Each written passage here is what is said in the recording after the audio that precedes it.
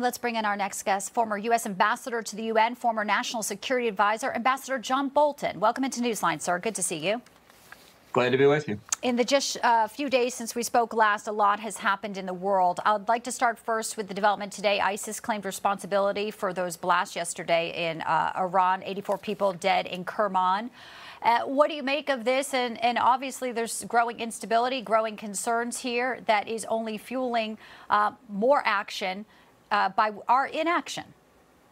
Right. Well, the government of Iran, as far as I know, has not yet responded to that ISIS claim of responsibility. And I mean, I saw what they said, and it was unmistakable. ISIS was claiming that it was responsible, but I still find it unusual. I think there's more here than meets the eye. One basic point, though, is it's not Israel, that's for sure. And so any Iranian propaganda to that effect, I think, is now going to have to be discarded. But this is something that has to shake the regime in Tehran pretty significantly. This ceremony on the anniversary of Soleimani's death was filled with regime supporters, and for ISIS or whomever the perpetrators were to be able to conduct that kind of terror attack has to worry the regime quite a bit.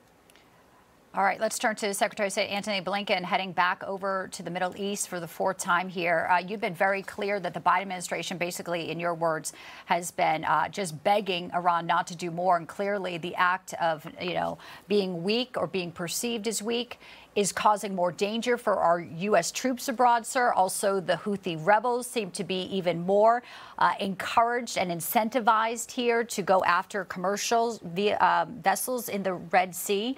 What do you think Antony Blinken needs to accomplish in this trip? And do you think it's possible for him to make any significant movement? Well, we'll see. I don't think it's possible unless the president changes his fundamental understanding of what's going on here, that the shots are being called by the Ayatollahs in Tehran, and that this is not a series of unconnected incidents by different terrorist groups.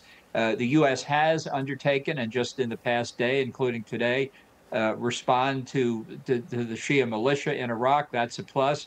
But a tit-for-tat response, I don't think, establishes deterrence. We'll see. But I think what Blinken needs to say on this trip is that we understand that the responsible party, the real aggressor here, is Iran, and we're going to make it clear their surrogates are going to pay a high price for what they've done. And if it doesn't stop, Iran's going to pay a high price too. I hope that's what he's going to say, but I'm not waiting around for it. You've said, U.S. needs to make Iran feel pain, and obviously that is part of, what may be or may not be being discussed right now at the White House. Is there a way to calibrate it so there's pain but not jumping into World War III?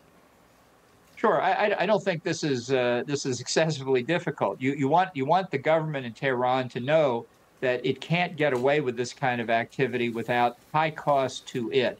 When its surrogates are harmed, the view in Tehran is they're expendable. But in Iran itself, targets like their naval assets, their air defenses, Revolutionary Guard, military headquarters, bases where they produce explosively formed penetrators that have killed Americans, all of these are targets. They will understand what we're doing. And I think it's time that we started listing what we might go after.